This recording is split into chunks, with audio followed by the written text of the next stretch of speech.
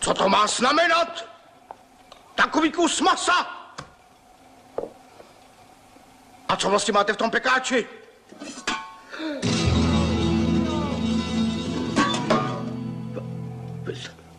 Vy jste zešílel?